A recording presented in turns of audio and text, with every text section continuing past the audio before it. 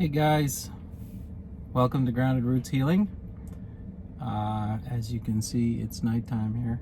I've had a weird day.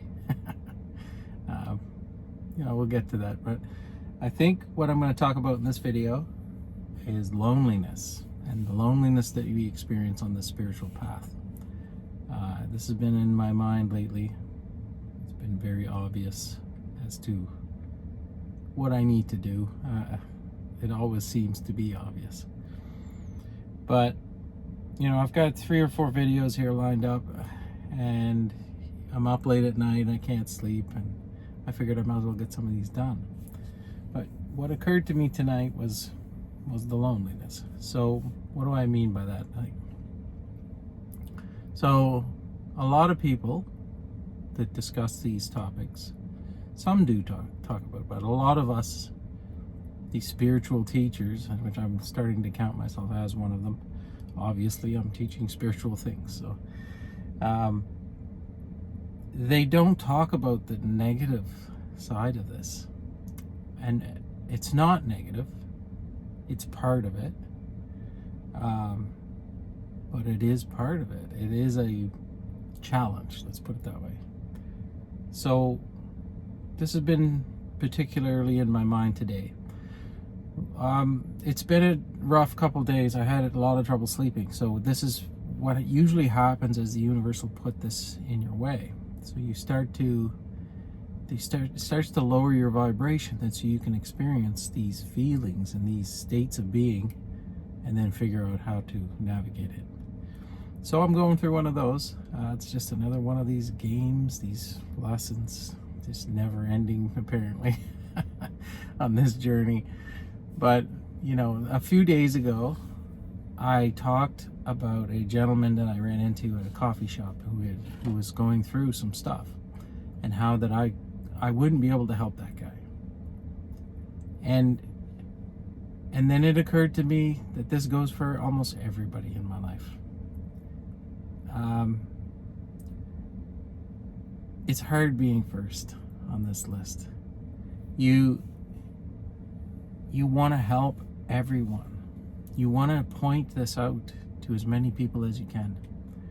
You want everybody to get there. You can see it. You know what they need to do. Yet, if you do that, you will push them away. No amount, they will not listen to you, or they'll get irritated with you, or worse. Maybe you'll even lose friendships over this. So what you need to do, from my perspective, is what I did with that gentleman in the coffee shop who was in a particularly ungrounded state. He was struggling. I could see that he was on his way down to what inevitably will lead to a spiritual awakening on his part, or God knows what else, but that's usually what happens. And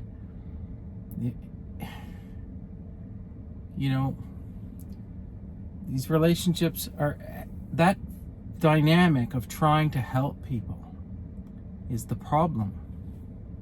Now, it sounds counterintuitive. We're trying to help people get to spirituality, but if you do it in that way, you'll actually drive them further away from it.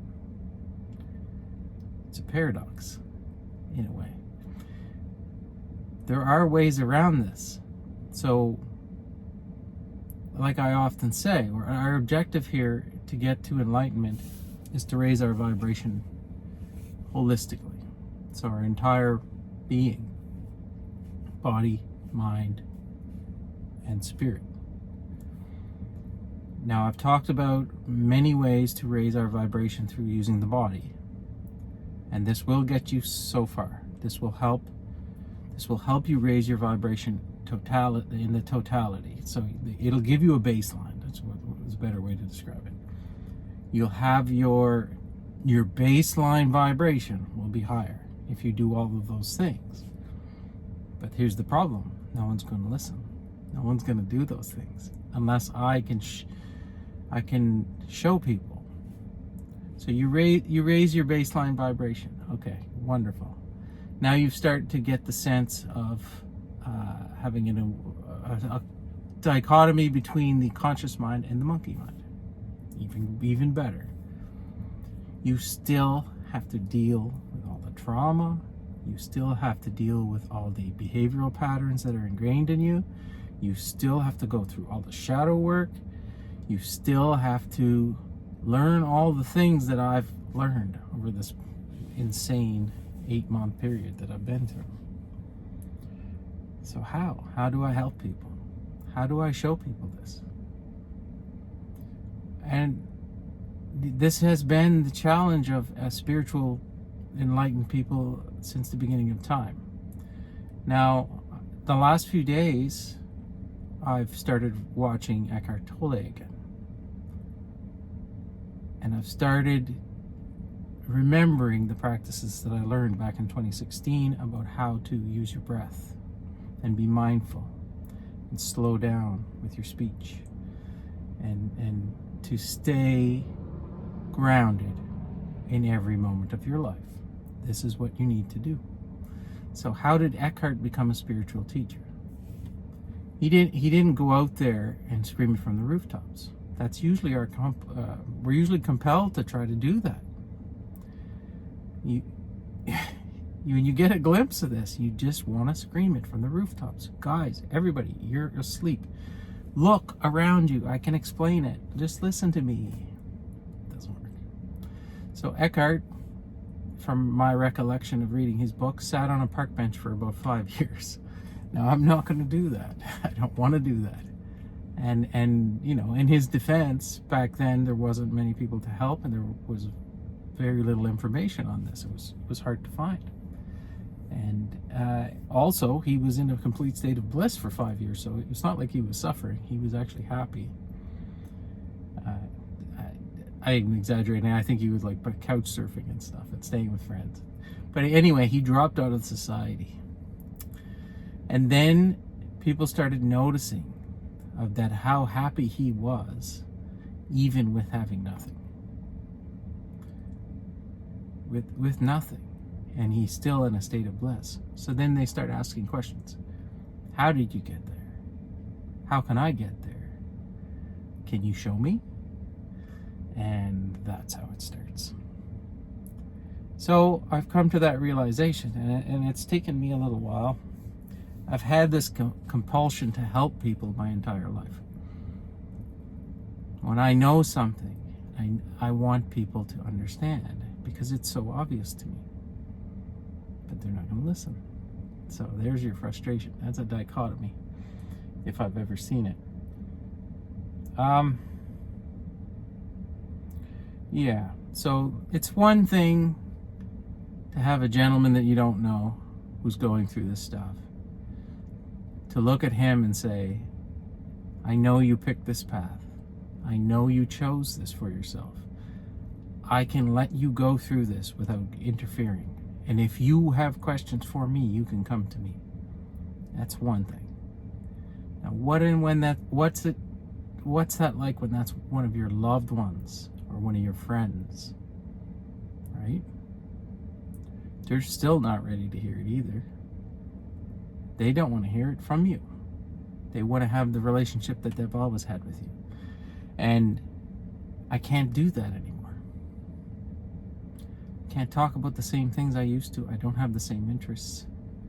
And it's a real challenge for me not to scream it from the rooftops inside my own home, you know? So, if you're going through this like I am, there's a very high percentage chance that you're by yourself in your family group, if not completely. That there may be nobody around you that's awake or even starting to awaken. Now, I've been extremely lucky. It's not luck, but I have Amanda. She's on this path with me. She's awakening too. But she's also, as I've said this before, seems to be a week or two behind me. And she doesn't think the way I think. She doesn't absorb this information the way I do. She doesn't want to talk about it constantly like I do. And I don't blame her. That's absolutely the path that she's supposed to have. But like I said, I'm fortunate that I have somebody that I can talk to about this.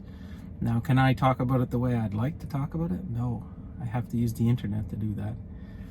I've made a lot of friends, but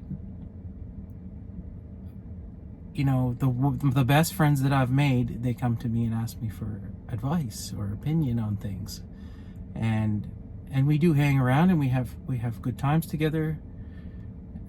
So it's been great, but I don't know where that person is that's like me, or if I'll ever find someone like me. I mean, it's going to be hard for me to get Eckhart's number and have him on speed dial so I can go talk to him all the time, or RJ Spina, or countless others. There's lots of these people around that understand this, but even those guys, they'll understand from a different perspective, right? So what am I saying here? This is a lonely path. You may be awake and you may be by yourself, and I get you. I understand. It's I'm not by myself, but I've spent my whole life being different. I've said this before, I have autism, so I have Asperger's. So I've had trouble making connections with people my entire life. I understand why now.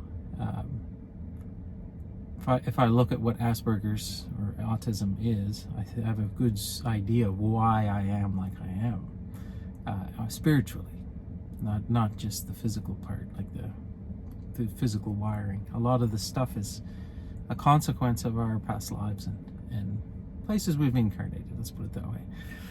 But it doesn't make a difference. It's as if my vibration's a little bit different than everybody else's. It's a little off kilter. It's a little out of phase with the general public, or almost anyone. Even in other autistic people have had trouble finding people who are like me. We're all so unique that I've been like this since I can remember.